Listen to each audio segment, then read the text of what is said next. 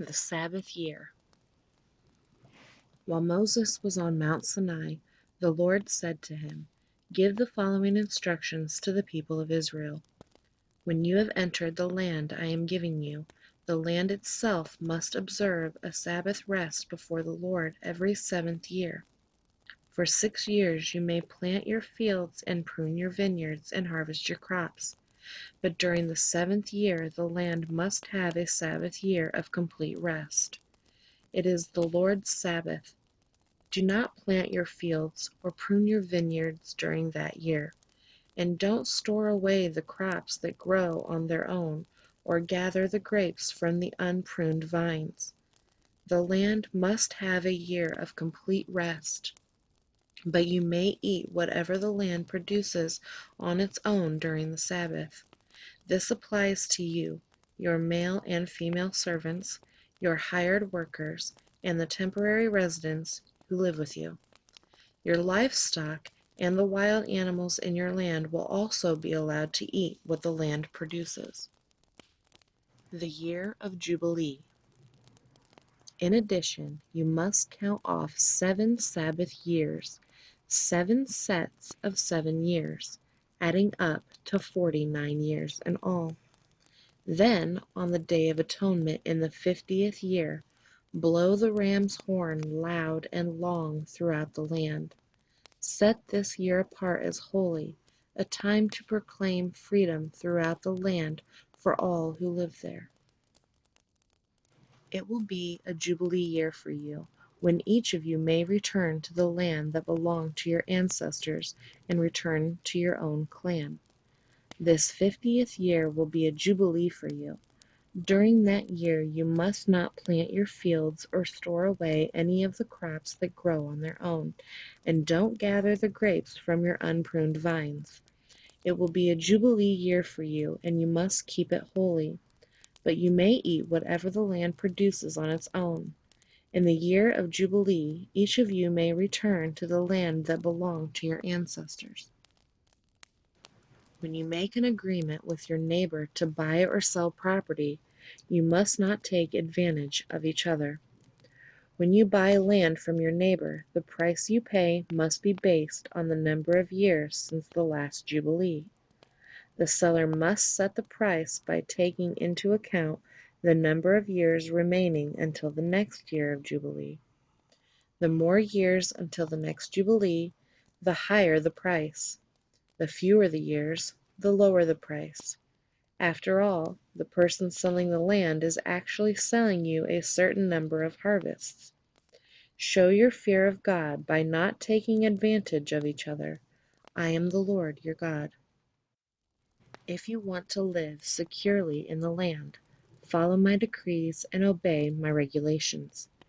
Then the land will yield large crops, and you will eat your fill and live securely in it.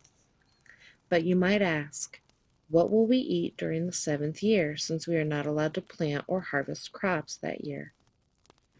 Be assured that I will send my blessings for you in the 6th year, so the land will produce a crop large enough for 3 years. When you plant your fields in the 8th year, you will still be eating from the large crop of the 6th year.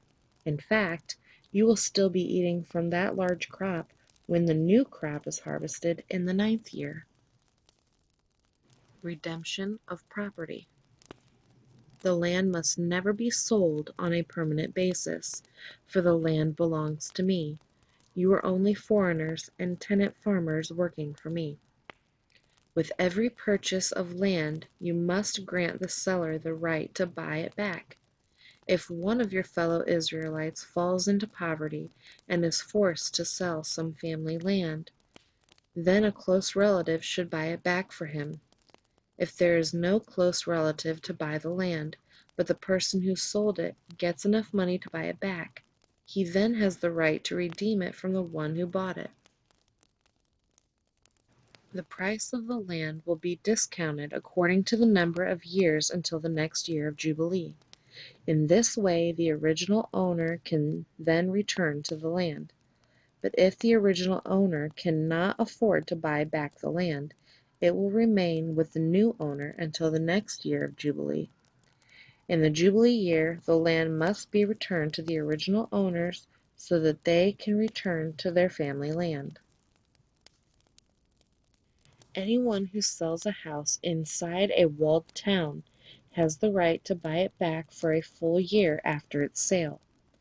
During that year, the seller retains the right to buy it back, but if it is not bought back within a year, the sale of the house within the walled town cannot be reversed. It will become the permanent property of the buyer. It will not be returned to the original owner in the year of Jubilee. But a house in a village, a settlement without fortified walls, will be treated like property in the countryside. Such a house may be bought back at any time, and it must be returned to the original owner in the year of Jubilee. The Levites always have the right to buy back a house they have sold within the towns allotted to them, and any property that is sold by the Levites, all houses within the Levitical towns, must be returned in the year of Jubilee. After all, the houses in the towns reserved for the Levites are the only property they own in all of Israel. The open pasture land around the Levitical towns may never be sold. It is their permanent possession. Redemption of the poor and enslaved. If one of your fellow Israelites falls into poverty and cannot support himself, support him as you would a foreigner or a temporary resident, and allow him to live with you. Do not charge interest or make a profit at his expense. Instead, show your fear of God by letting him live with you as your relative. Remember, do not charge interest on money you lend to him or make a profit on food you sell him. I am the Lord your God, who brought you out of the land of Egypt to give you the land of Canaan and to be your God. If one of your fellow Israelites falls into poverty and is forced to sell himself to you, do not treat him as a slave. Treat him instead as a hired worker or as a temporary resident who lives with you, and he will serve you only until the year of Jubilee. At that time he and his children will no longer be obligated to you, and they will return to their clans and go back to the land originally allotted to their ancestors. The people of Israel are my servants, whom I brought out of the land of Egypt, so they must never be sold as slaves. Show your fear of God by not treating them harshly. However, you may purchase male and female slaves from among the nations around you. You may also purchase the children of temporary residents who live among you, including those who have been born in your land. You may treat them as your property, passing them on to your children as a permanent inheritance. You may treat them as slaves, but you must never treat your fellow Israelites this way. Suppose a foreigner or temporary resident becomes rich while living among you.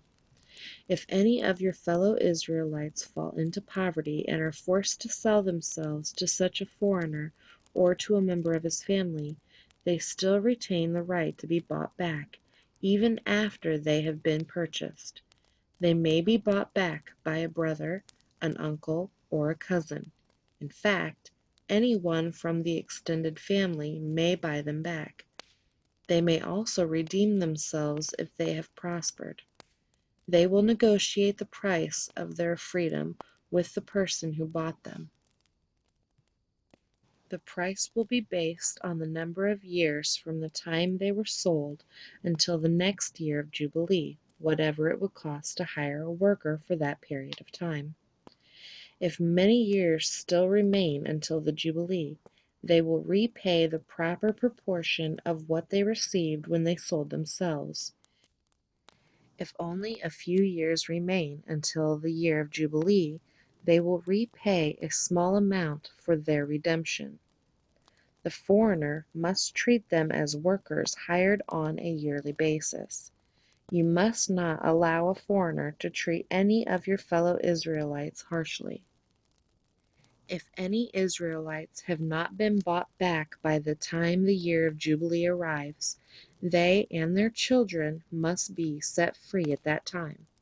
For the people of Israel belong to me. They are my servants, whom I brought out of the land of Egypt. I am the Lord your God.